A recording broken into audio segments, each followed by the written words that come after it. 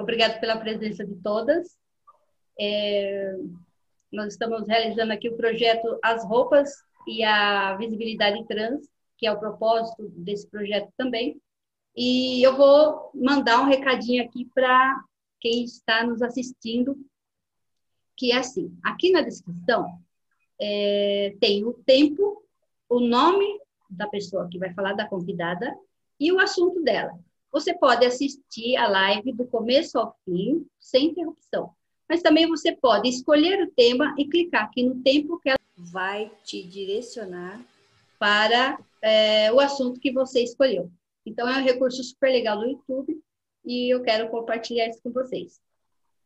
Eu sou Rosângela Regolão, autora do projeto As Roupas. Eu tenho 58 anos, jundiaense, fotógrafa há mais de 20 anos. Sou pós-graduada em Sistema de Gestão Integrado, formada em Administração, pesquisadora científica. Fotografei e participei da primeira Conferência Nacional e Estadual de Políticas para as Mulheres e a Marcha das Margaridas em Brasília. Em Jundiaí, nesse último ano, eu, convidada pela SAMI, eu fotografei a 14ª Parada LGBTQI+, a Marcha da Consciência Negra, a Marcha das Mulheres, a Marcha contra o Racismo e participo de eventos corporativos. Há uns 11 anos eu fui coordenadora do Núcleo de Políticas Públicas para as Mulheres em Várzea Paulista, onde na minha gestão escrevi e executei 3 projetos que foram aprovados pelo governo federal. O primeiro foi o combate à violência, a qualquer tipo de violência contra a mulher, né? Capacitamos todos os funcionários públicos, né, da rede de saúde, segurança e atendimento. O projeto foi instituído como Iluminar. Criamos protocolos de atendimento, né, de segurança, de atendimento às vítimas. O segundo projeto foi Oficina de Arte. Nós fizemos uma oficina de papel machê super bacana. E a confecção de bonecas étnicas, né, que o projeto ela visava geração de emprego e renda. O terceiro projeto, eu trouxe um recurso, mais ou menos de aproximadamente R$280 mil, para construir um centro de referência de apoio às mulheres vítimas de violência e outros assuntos relevantes à assistência.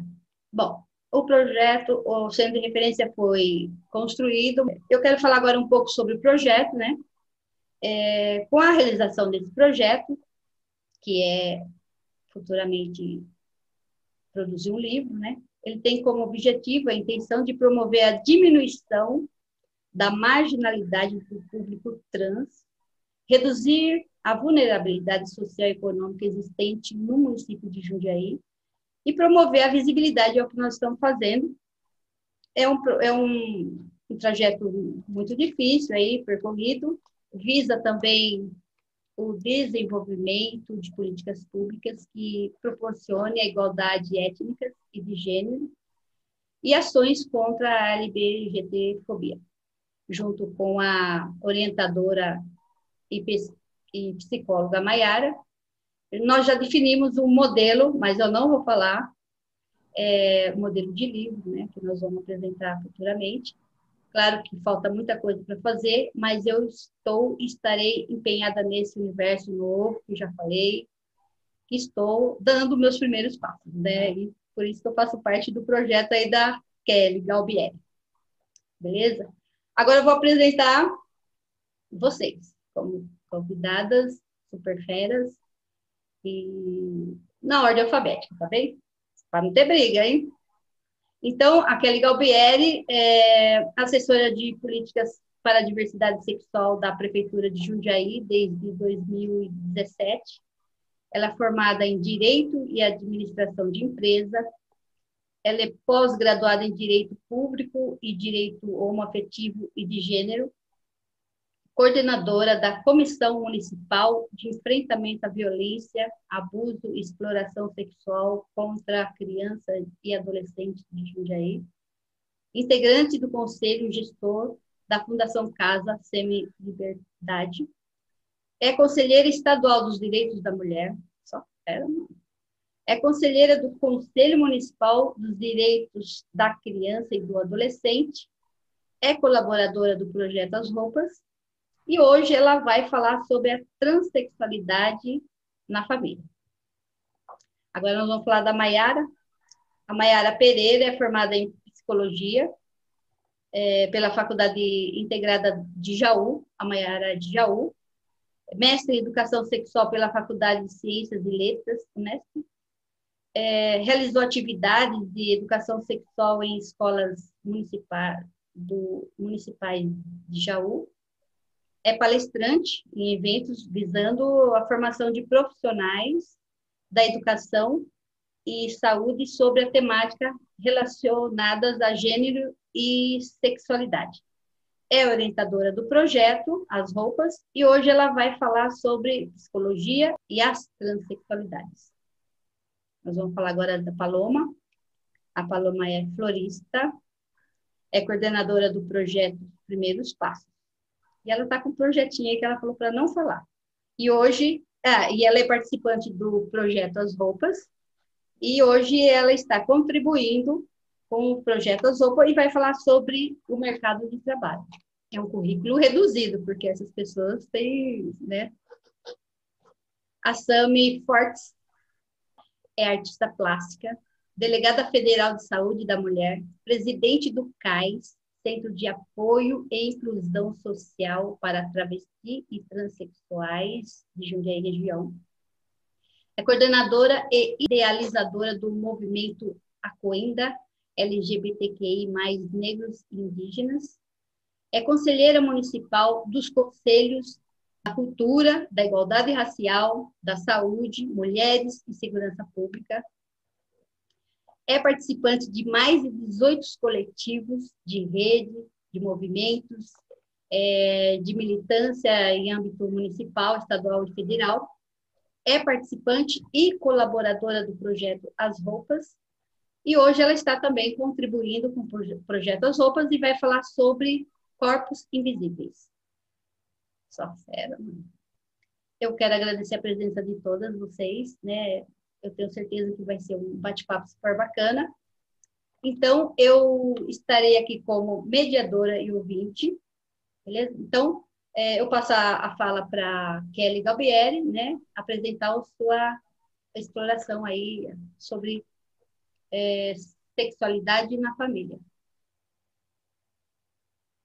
Primeiro, eu quero agradecer muito, né, o convite, porque eu tenho certeza que não é meu lugar de fala, né? É um projeto sobre e para transexuais, e embora eu seja uma pessoa cisgênera, fui convidada desde o princípio, né, a participar desse projeto, então para mim é um orgulho muito grande mesmo, participar na entrevista, agora na live, na construção junto com você dessa ideia sua que eu já cansei de falar, né, Rô? Que para mim é corajoso o teu projeto, né? Falar de transexuais, você já viu que não é para qualquer um, apanha mesmo, né? E tem que ser alguém que encare. Eu vejo isso para quem tem coragem, e você é uma pessoa corajosa mesmo. Então, primeiro agradeço e te parabenizo. E depois, as outras mulheres maravilhosas que estão aqui, né, participando também.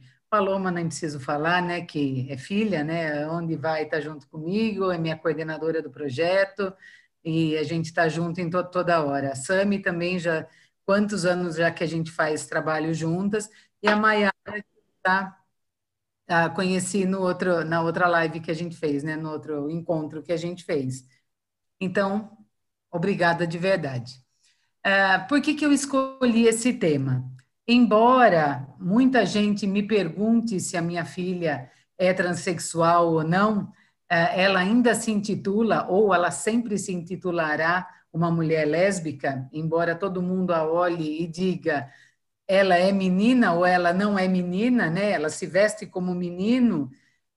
E eu até comentei, né, no último encontro nosso, que em vários lugares que a gente vai, a chamam de menino, né?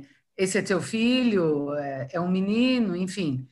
Ela é uma menina, ela é lésbica, ela é casada com uma mulher e a expressão de gênero dela é masculina e as pessoas se confundem muito com uma pessoa transexual ou uma lésbica com expressão de gênero masculina.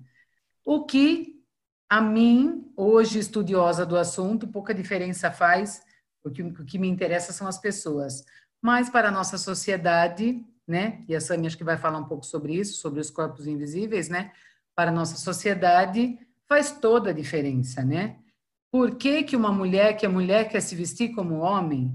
Por que que uma mulher que nasce como mulher quer ser um homem? Por que que um homem que nasce com pênis acha que é uma mulher? Enfim, cada um com seus problemas e a gente vai discutir isso, acho que hoje, né?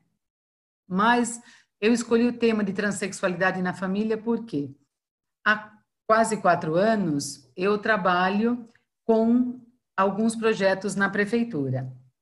E 2 deles eu acho que se encaixam muito bem nesse trabalho seu, que é o projeto Primeiros Passos e o projeto Amor Vence. No Primeiros Passos, nós temos, e a Paloma está aqui que não me deixa mentir, muitos, você também, né, Rô? Você também participa, muitos transexuais. E no projeto Amor Vence, nós temos muitos pais de transexuais. Então, eu acabo acompanhando ao menos 2 ou 3 vezes por mês encontros maiores de transexuais nas famílias. Então, eu vejo a diferença que é o sentimento deles, dos próprios transexuais, quando eles têm que viver numa família que aceita ou que não aceita, que eles vão encarar o mercado de trabalho, que eles vão encarar a escola, que eles vão encarar e tem o apoio familiar. Então, qual é a força que ele tem? Se a mãe fala para ele, vamos junto que eu te apoio, que eu estou junto com você, vamos que a gente encara, e quando não tem. E também vejo o outro lado. Quando a gente tem uma mãe que fala, eu não estou preparada para isso, prefiro que ele saia de casa, vá viver a vida dele, pelo menos eu não tenho que encarar a avó, não tenho que ver o tio. Ou outra que fala, não, o que me importa é aquele que eu gerei, tanto faz se naquele momento era menino e hoje é uma menina, se eu enxergo, eu amo aquele que cresceu comigo. O caráter é o mesmo, o amor é o mesmo, isso é o que me importa. Então, eu consigo acompanhar os 2 lados da família. Hoje mesmo, eu tive uma mãe que é de Campinas. Não sei nem se depois ela vai acabar assistindo essa live, então eu não vou dar muito detalhe para que ela não se sinta, né, usada, né, numa fala. Mas é uma pessoa que acabou sabendo do projeto. Vejam como é importante isso. Como é importante. Eu falei isso para a Sami, acho que ontem, que a gente conversou no telefone, da importância da divulgação, e nós falamos sobre isso também no Primeiros Passos, né, no último encontro. A importância da gente divulgar, principalmente nesse momento que a gente vive a pandemia e a gente está fazendo tudo online, que pode entrar quantas pessoas quiserem de qualquer lugar, não precisa nem ser do Brasil. Então, essa mulher acabou sabendo do projeto Amor Vence e ela está num sofrimento muito grande, achando até que ela vai entrar em depressão, porque ela já vem de um quadro depressivo. Por quê? Não porque ela renegue seu filho, que hoje está pensando que pode ser uma menina trans. O menino também está na dúvida, mas ele precisa do apoio da mãe. E a mãe diz, eu quero apoiá-lo, mas está muito difícil, porque há pouco tempo atrás eu consegui apoiar porque ele me disse que era gay. Agora ele já disse que talvez ele seja uma menina. Então, eu não sei se ele está confuso, porque para mim, nem ele sabe. E eu falava, tenha calma, que esse seu relato é o relato de todas as mães que estão no projeto. O relato do seu filho é o relato de praticamente todos os transexuais que passam no Primeiros Passos. Então, assim, nós vamos trazer essa mãe para o próximo encontro do Amor Vence, que é a semana que vem, e vamos trazer este menino para o encontro dos primeiros passos, até para que ele tenha referências de transexuais. Porque ele também deve estar perdido. E eu, se eu não tivesse vocês todos transexuais comigo há 4 anos, eu também talvez fosse falar, imagina, esse menino deve estar confuso mesmo. Como que num dia... Lembra que a gente falava do João Daniel, por exemplo? Primeiro era lésbica, depois era não binário, agora é trans. Ah, ele nem sabe o que ele quer. Não é que ele não sabe, caramba. Hoje eu consigo entender isso, mas é por conta de tanto estudo, por conta de conviver com as pessoas. Então, a transexualidade na família, eu acho que além, né, da gente pensar na família, no núcleo familiar, pai, mãe, avó, tio, aquele que mora dentro da casa, né, ou ainda que não seja família consanguínea mesmo, nós temos que pensar numa família extensa. Nós temos que pensar que são todos aqueles que têm afinidade, que podem fazer com que o núcleo familiar entenda e acolha, né, esse LGBTI, principalmente o trans. Porque o gay, querendo ou não, ele está mais aceito na sociedade hoje. Ainda mais depois de Paulo Gustavo, né? Paulo Gustavo, depois do filme, eu acho que ele abriu portas assim, ele escancarou, né? Ele mostra o Thales, ele mostra os filhos dele, todo mundo acha lindo, maravilhoso, né? A lésbica sempre foi fantasia para os homens, né? Então, duas mulheres se beijando nunca foi um grande trauma, como a travesti, como o homem trans, né? Então, já era linda, por que foi virar homem o Tami? Imagina! Então, a gente sempre vai escutar esse tipo de comentário bem transfóbico, bem machista, né? Então, eu penso que é nosso papel, sim, meu papel, principalmente porque eu ganho para isso, né? Enquanto servidora pública, enquanto assessora, eu preciso fazer projetos, política pública para que a comunidade, a sociedade passe a respeitar, entender a população ter, mas de toda a sociedade como um todo, divulgar e inserir mesmo, né? Pessoas transexuais na vida da gente. Se você fala, pergunta para as pessoas, você tem algum preconceito? Ninguém tem. Aí você pergunta, você tem alguma amiga transexual? Não. Ou como dizia a Camila, nossa amiga Camila falava, eu queria ver uma pessoa que me assumisse, né? E todo mundo achava ela demais, mas quem me assume? Então, vale o pensamento, né? Primeiramente, boa noite a todos, a todes. Queria agradecer você, Rô, pelo convite, né? E puxando o que a minha mãe Kelly estava falando agora de pouco, né? Como é difícil para nós, né, entrar no mercado de trabalho sem ter esse apoio, como a Kelly disse. Eu, graças a Deus, sempre tive o apoio da minha mãe, né? Não tenho muito o apoio da minha parte familiar do meu pai, mas da parte da minha mãe eu sempre tive apoio, principalmente dela. Mas ainda para o mercado de trabalho é difícil. Há pouco tempo, como você mesmo disse, eu sou florista, trabalho com isso há 13 anos, mas por causa da pandemia eu fui obrigada a arrumar um serviço fixo, porque os eventos estão parados, a gente não tem nem noção de quando eles vão voltar realmente, né? Tá voltando aos poucos, tá tendo pouca coisa, mas funcionar direito como antes não estão. Então eu fui obrigada a arrumar um serviço fixo, onde eu consegui. Entrei numa firma chamada Brasmold, aqui em Jundiaí, uma empresa de plástico, terceirizada, lógico, eu entrei por uma empresa chamada QP Service por São Paulo, que é uma empresa terceirizada, onde nessa empresa eu fui super acolhida pelas meninas, pelos meninos, porque tem muito mais mulheres na empresa do que homens, mas não tive problema com nenhum dos lados, pelo contrário, fui super acolhida. Mas uma coisa que é difícil é a gente sempre ver que você sempre é a primeira. Eu sou a primeira trans da empresa, conversando com a minha amiga Jéssica Dias, que também é trans, ela também, né, teve que mudar de áreas, ela acabou entrando na Sadia, e a Jéssica também é a primeira trans da Sadia.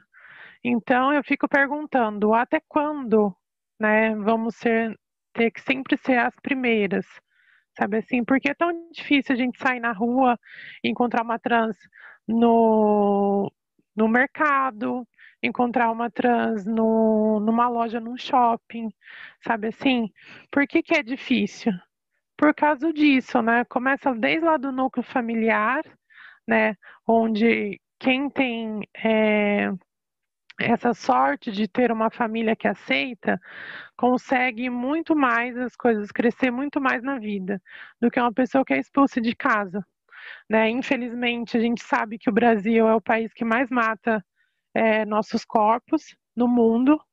A gente teve a notícia muito triste recentemente, que foi a nossa adolescente de 13 anos, a Karen, que foi assassinada brutalmente, né? Ela foi assassinada, foi espancada até a morte, uma trans de 13 anos que estava na rua porque foi posta para fora de casa porque os pais não aceitavam.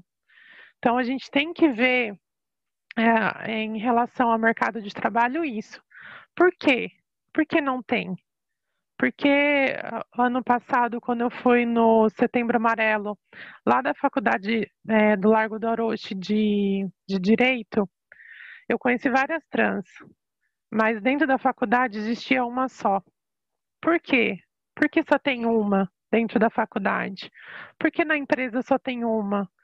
Porque os nossos corpos, como a Sam vai dizer, é invisível, né? A gente não tem é, acessibilidade ao estudo, né? A gente é posta para fora de casa cedo, né? Como muitas são, e acaba o que acaba acontecendo. A maioria estão nas ruas e são garotas de programa hoje por isso. Não tem qualificação, não tem, né, quem acolha, não tem o apoio familiar e principalmente a gente não tem o apoio da sociedade. Aqui em Jundiaí, a Rô, com esse projeto, eu acho que ela vai acabar ajudando muito a gente, porque a gente mora numa cidade super preconceituosa, super conservadora, onde a maioria dos nossos vereadores são homofóbicos, transfóbicos, onde a gente tem que lutar diariamente contra isso. Então, eu acho que a gente precisa se ajudar. E a nossa maior dificuldade, ainda que eu assisti essa semana, a segunda temporada de Pose. Quem nunca assistiu a temporada, assista. Já saiu a segunda na Netflix, que conta a história da nossa população, principalmente trans e gay, da década de 80. Então, nessa série, principalmente na segunda, eu pude ver um pouco da diferença daquela época, né, para a nossa hoje. Por que que hoje é tão difícil a gente ter as coisas? Porque a gente não se une, né? Principalmente dentro da nossa própria comunidade. Eu sei que a gente tem diferenças, tem rivalidade. Eu fiz um curso da Google que foi voltado só para mulheres trans lá em São Paulo e eu vi como que dentro da nossa própria comunidade, como existe essa distância, né, entre as pessoas, por motivos de beleza, por motivos de razão, acho que social, econômica, eu não sei. Mas uma coisa que a série Pose me deu foi que é assim, que não importa qual diferença você tem com a outra pessoa, que no momento que você precisa, quem está do seu lado são aquelas pessoas que sofrem com você.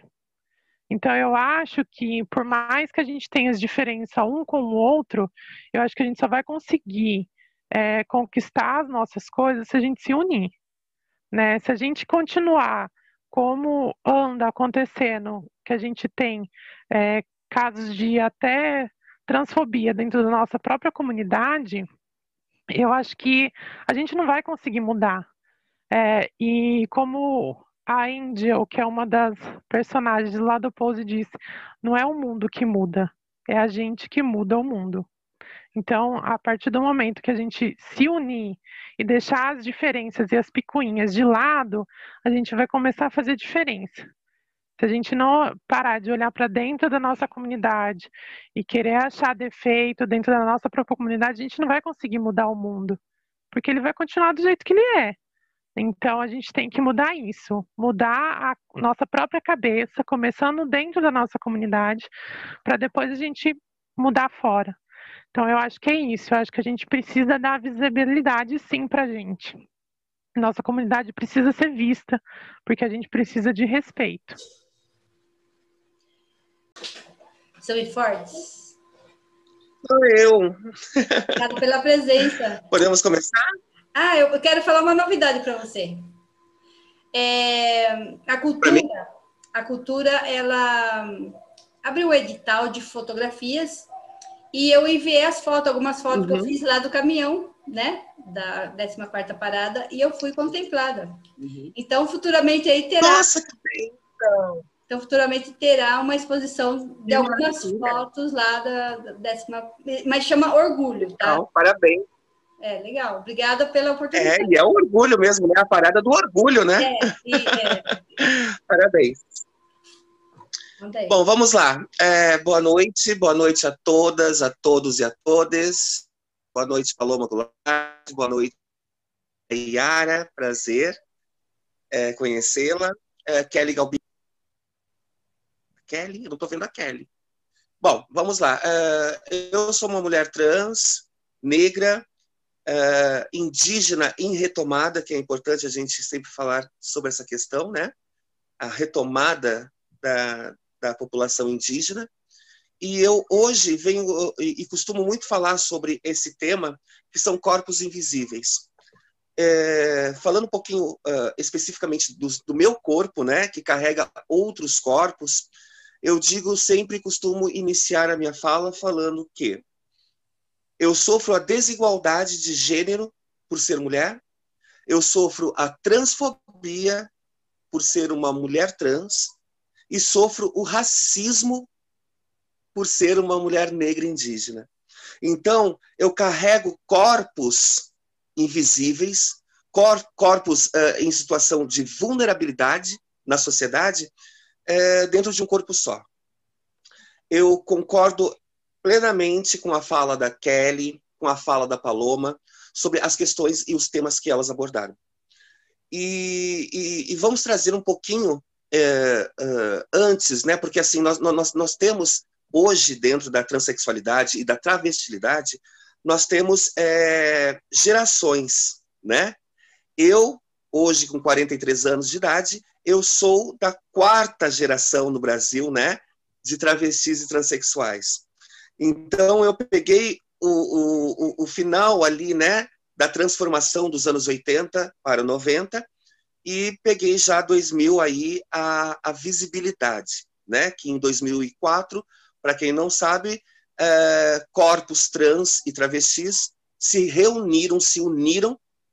A fala da Paloma, quando diz, né, que falta a união, tudo começou em 2004, quando esses corpos resolveram se unir, ir até Brasília e firmar, dia 29 de janeiro, o Dia Nacional da Visibilidade Trans.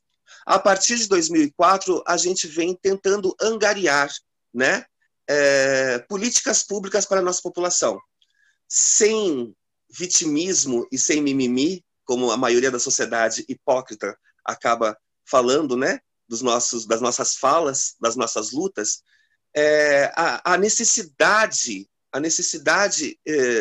que é de suma importância que tenhamos esse dia de visibilidade, esse dia de luta de temas onde os nossos corpos são extremamente ocultados pela sociedade, faz com que a gente precise sim falar da visibilidade trans, desses corpos invisíveis.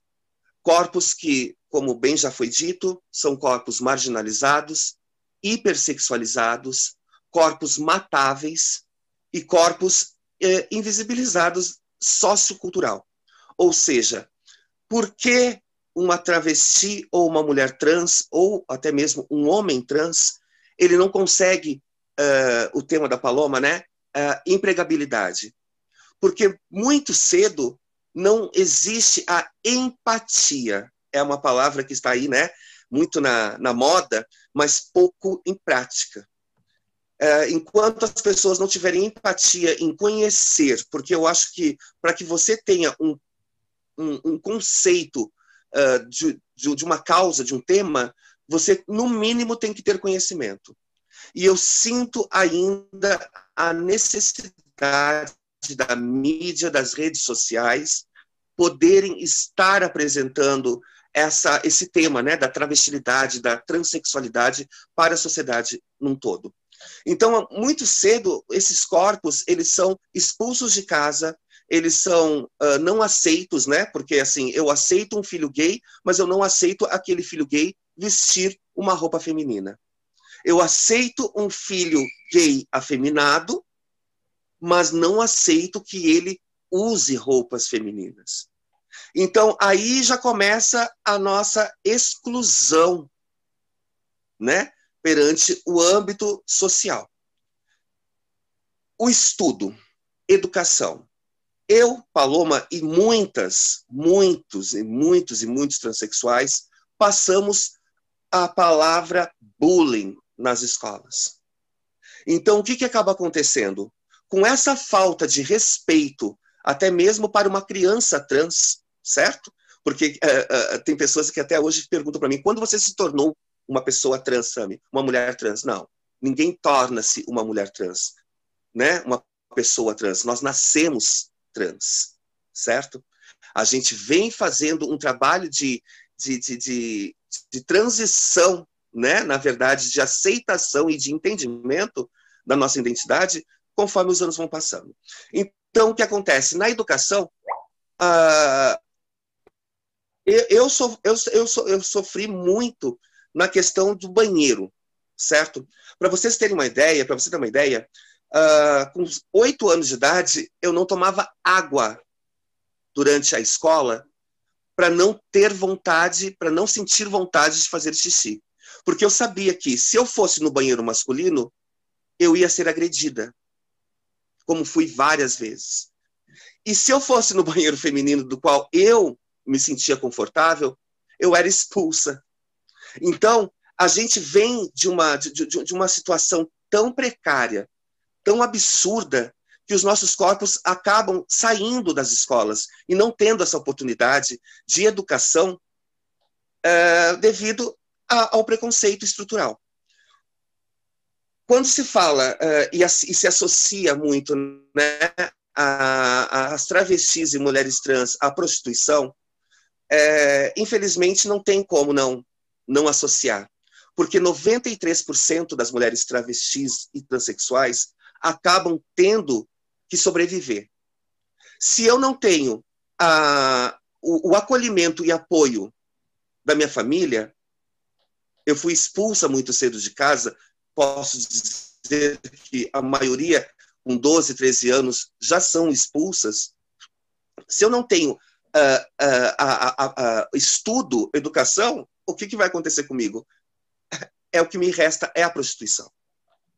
Para a sociedade, para homens, né, que são adeptos a sair com pessoas trans e travestis, pagar programa, para eles é muito confortável aqueles corpos no meio da calada na madrugada, na escuridão, né, no obscuro, satisfazer os meus fetiches, enquanto homem. Mas esses corpos eu jamais vou aceitar na sociedade, junto com a... Então, a exclusão, ela torna corpos invisíveis. A nossa força, ela vem através dessa identidade. Eu digo que hoje, aos 43 anos, quanto mais tentam me calar, mais força para lutar. Por isso, a velha frase da militância, que enquanto eu for existência, eu serei resistência. E esse projeto, eu sempre falei para a Rosângela, né? Acreditei, acredito na força e na potência desse projeto a esses corpos. Bem como a Paloma comentou na fala dela, no ranking mundial, nosso país, nós vivemos no país, no ranking mundial é o número 1. Ele está no número 1 de todos os países que mais mata pessoas trans. Mas, por incrível que pareça, nós também estamos no ranking mundial número 1 no país que mais consome pornografia trans. Então, vejam só como é uma faca de dois gumes essa situação. E exatamente o que eu acabei de falar.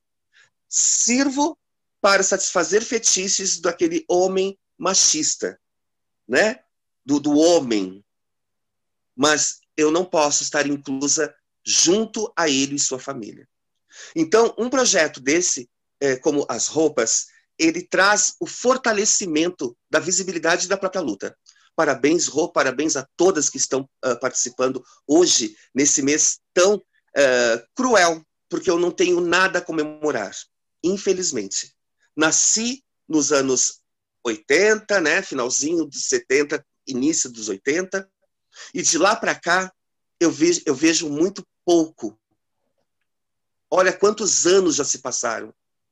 Olha quantos anos, 43 anos, eu venho em busca de um lugar ao sol na sociedade.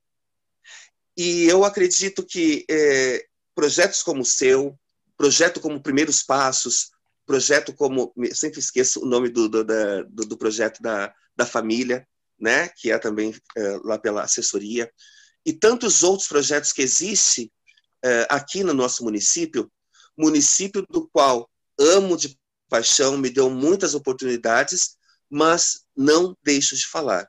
Jundiaí, nosso município, nossa cidade, ela é uma cidade extremamente conservadora. Dentro desse conservadorismo existe uma sociedade elitista, machista, homofóbica, transfóbica, racista, e assim eu poderia ficar aqui horas falando sobre todas as problemáticas da sociedade aqui no nosso município. Mesmo assim, vamos nos unir, vamos acreditar num futuro melhor. A pandemia em 2020, ela trouxe diversas nuances, né, para o ser humano. Enquanto presidente, né, que é o Centro de Apoio e Inclusão Social, eu pude ver o quão somos vulneráveis, o quão necessitamos. Ela veio trazendo o medo, trazendo a verdade de quem é quem na sociedade, no mundo, mas também trouxe a verdade de corpos invisíveis. E um desses corpos invisíveis da sociedade num todo acabam sendo, infelizmente, a da Paloma, a de vocês que são simpatizantes, a nossa população TT, infelizmente. Muito obrigada. Eu que agradeço, Sam, as suas palavras, seu carinho pelo projeto, né, de todos vocês, Paloma, Kelly, né? Aproveitando rapidinho a fala da Kelly, Rô, eu achei super interessante o tema, né? Porque o que acaba acontecendo? E a importância desses dois projetos que a assessoria faz. Por quê?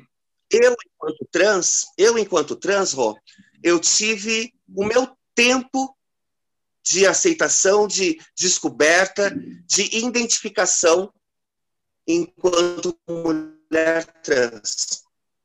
Só que a galerinha trans, a gente acaba tendo aquela ansiedade e acabamos não tendo a noção de que a nossa família, assim, as pessoas trans, elas acabam não entendendo que a família, ela também necessita desse tempo de transição, de aceitação, de compreender que aquele corpo que nasceu homem não é um homem, e sim uma mulher, e vice-versa.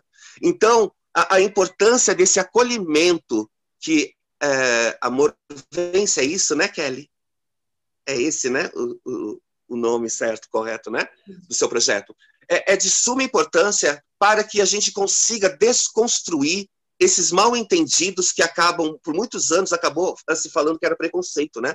E, na verdade, é a falta do conhecimento, é a falta do entendimento, é a falta do acolhimento mesmo de pessoas profissionais, de colaboradores e voluntários que possam falar, não, você não está sozinho, né? Você não é o único pai, a única mãe que tem um filho ou uma filha trans. Existem muitos, nós somos muitos, né? Graças a Deus nos dias de hoje. Então, parabéns a todos os projetos de Jundiaí, independente de onde saia e de quem seja. O importante é que tenha múltiplos projetos para que possa fortalecer a nossa luta. Parabéns, parabéns a Kelly, parabéns a Paloma, a todos os coordenadores. Deu uma travada. Eu quero fazer uma fala em cima da fala da... Bom, no geral aí, que eu passei também, quando eu me vi na minha criança, quando eu era criança, eu me vi gostando de mulher, e eu acho que eu também tive essa coisa meio esquisita, né? Como que eu, mulher, gostar de uma mulher, né? Então, eu estava pensando, porque esse projeto, as roupas, e lendo a história de vocês todas, né, me remeteu ao passado, né? E também tem uma história complicada de preconceito familiar e tal, enfim. Mas eu não sou trans, então a minha vida eu acho que foi mais tranquila, né, que vocês. Então, mas eu me vi querendo ser homem, quer dizer, me transicionar para ter um relacionamento com mulher, porque eu falei, eu não achava aquilo lá certo, porque a gente, a cultura, né, homem com mulher, mulher com homem, né, que a gente via aquela coisa lá, e então eu passei... O binarismo, né? Então eu tive essa sensação, né, estudando vocês aí, dessa transição. Então, eu falei assim, então, eu quero ser um homem, eu vou tirar minha mama, mas como que eu vou pôr pipi? Mas eu queria ter um relacionamento com mulher, porque era esse o meu coração, a minha vontade, né, de ter uma relação com mulher, né? Então... A sua orientação, né? Foi complicado. Então, é isso. Eu contribuí aí com um pouco, mas é difícil falar sobre a visibilidade trans, né? Como você disse, Sami, né? Paloma, Kelly. E agora eu passo a bola aí para a nossa psicóloga e orientadora do projeto. Você não conhecia, né, Sami? A Maiara. Fica à vontade. Não a conhecia, quero escutar. Tô aqui curiosa, pronta para escutar ela. Prazer, Maiara. Prazer conhecê-la. Obrigada, gente, primeiramente, né? Agradecer pelo convite de novo, agradecer em reencontrar a Paloma, a Kelly, a Rô, em conhecer a Sami, muito legal, adorei a fala de vocês, achei bem pontual, assim, com tópicos interessantes. Bom, eu coloquei o tema que eu ia falar, psicologia e transexualidades, porque acaba sendo até mesmo um pouco polêmico, sabe? Essa questão. As pessoas criam uma expectativa de que eu vou fazer uma super análise da vida alheia e que não sei o que tem, então foi até um pouco estratégico, sabe? Para criar essa tensão. Só que, na verdade, eu tenho uma visão muito diferente, né? Porque quando a gente fala de psicologia, a gente está falando também de um leque de saberes dentro da psicologia, né?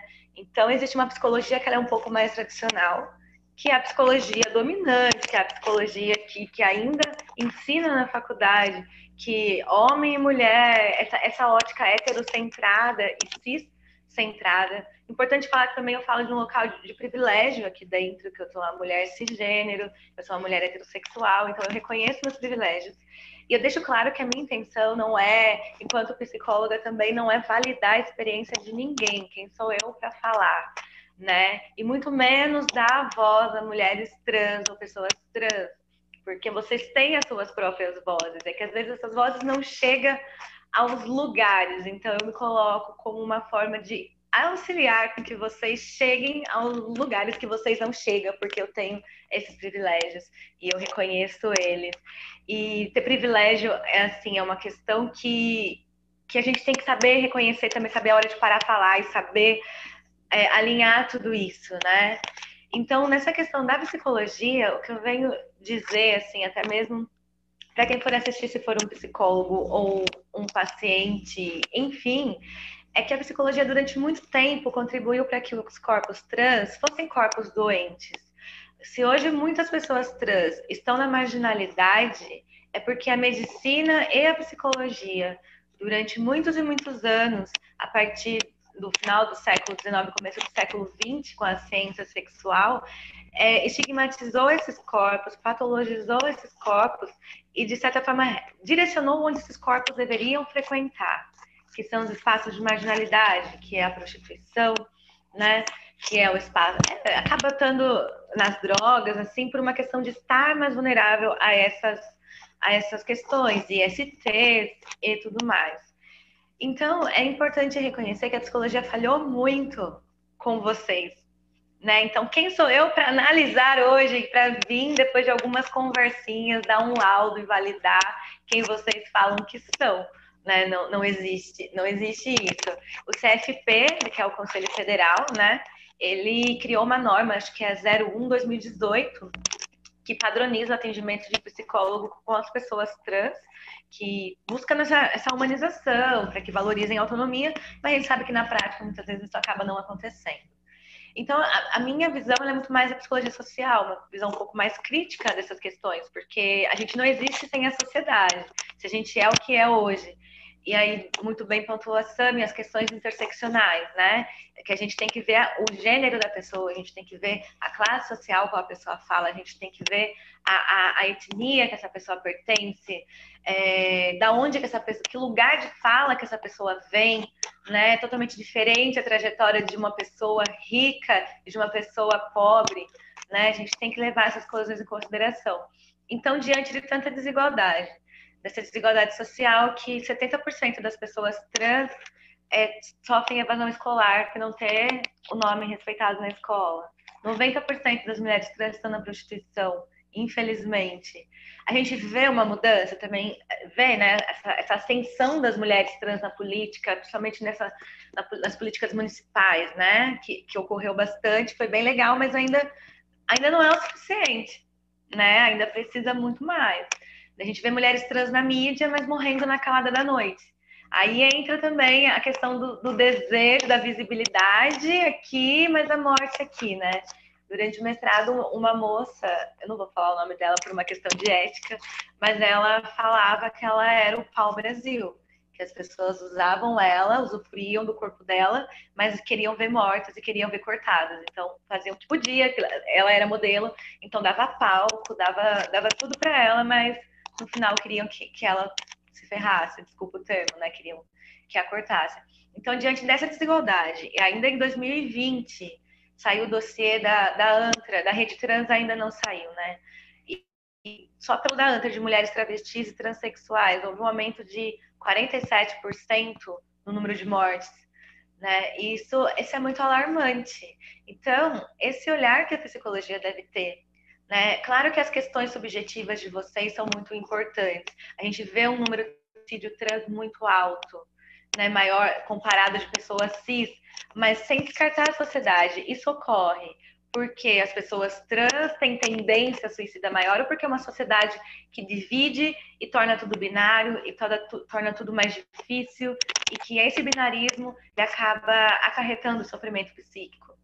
Então, a gente não pode olhar agora, para quem assiste, se for psicólogo, no caso, psicóloga, não dá para olhar a pessoa sem levar em consideração todo o contexto, né? E como eu falei no começo, quem sou eu para pegar, escrever uma cartinha e falar, tá, é uma pessoa trans, quem tem que falar quem vocês são vocês, a gente está aqui para auxiliar. Então, nessa questão, eu me coloco muito à disposição e acredito que a psicologia deve buscar esse caminho, de olhar todo o contexto social, de buscar essa desigualdade, entender a subjetividade, sim, entender que existem certos padrões, ok, só que essa questão não é unificada, não é todo mundo que é assim, colocar todo mundo numa mesma caixinha, todo mundo, não estou dizendo assim as trans, porque existem os diagnósticos, né, as questões, assim, a mulher trans tem que ser assim, assim, assado, se não for assim, não é. E começa, dentro da psicologia isso acontece, começa a desvalorizar, a desconfiar, né? Então, entender essa subjetividade, entender que cada um é único, que existe uma demanda própria, existe, só que essa demanda própria, ela também surge de toda uma resposta social, e que isso que a gente tem que levar em consideração. Bom, vocês falam de Jundiaí conservadora, né, uma cidade conservadora. Aqui em Jaú, que é outro lugar que eu falo, espero não por muito tempo, não houve eleição de nenhuma mulher nessa eleição aí de do ano passado. Nenhuma vereadora, nenhuma prefeita, nada. Nós estamos com os poderes representados por homens brancos, para não falar que não existem pessoas negras, existe um homem negro. Do resto, todos homens brancos, de grande parte empresários, de grande parte elitistas. Então, aqui também é uma cidade muito conservadora e muito difícil de lidar com essas questões e tentar criar qualquer diálogo que possibilite essa conversa sobre gênero, sobre sexualidade é muito difícil. É muito cansativo, chega a ser a gente... Vamos supor, eu sou da educação sexual, às vezes eu tô achada de louca, assim, o que essa menina quer falar, sabe? E às vezes é importante, são assuntos que têm que serem falados, porque a gente vê que essa demanda, essa ausência, ela causa muito sofrimento às pessoas. Então, até peço, se vocês puderem um dia assim, me enviar os projetos de vocês para eu dar uma lida e pegar uma inspiração para criar algo aqui, né, para apresentar, porque aqui na minha cidade a gente precisa muito falar sobre isso. Bom, eu acho que eu falei eu vou falando, gente, eu vou perdendo as estribeiras, assim. Nem sei se deu meu tempo, mas, novamente, eu tenho muito a agradecer por estar participando, por poder estar em contato com vocês. Que nosso contato se mantenha após a live de hoje, né? Não seja...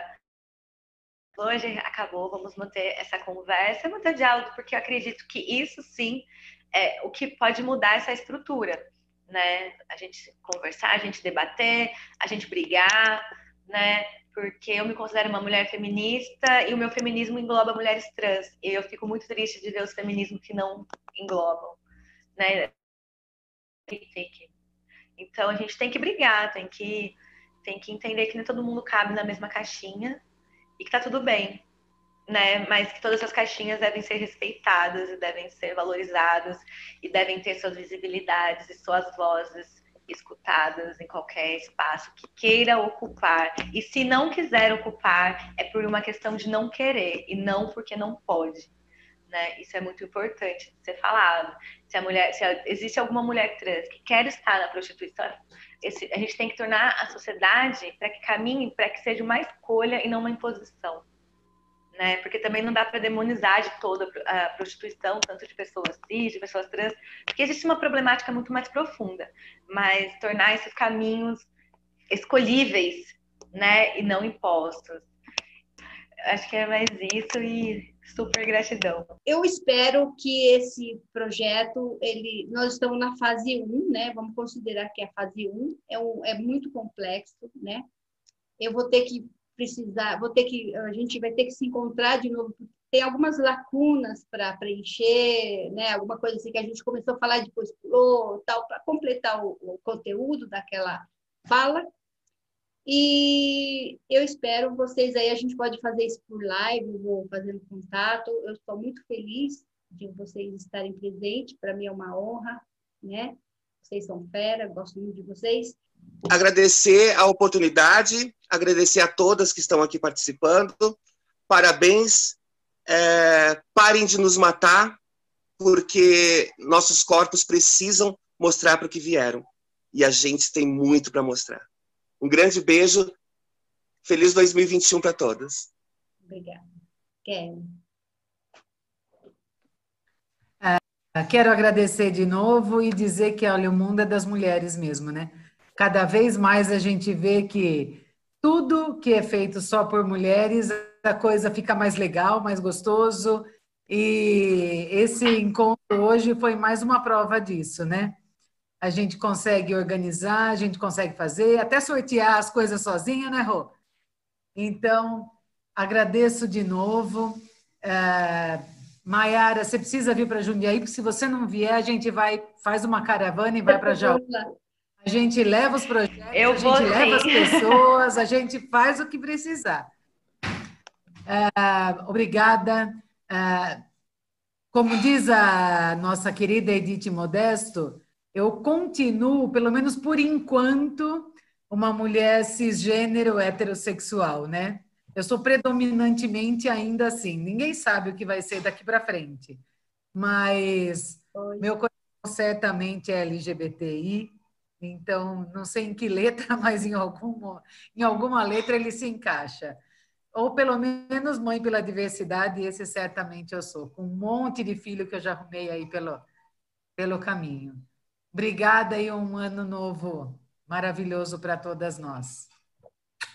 Beijo. Obrigada, Kelly. Eu agradeço. Eu também só tenho a agradecer, gente. Acho que o tempo está acabando, né? Então vou ser breve. 4 Muito minutinhos. obrigada. E vou para Jundiaí, sim. Assim que vem a vacina no bumbum tantã, eu tô indo para Jundiaí. Legal. Paloma?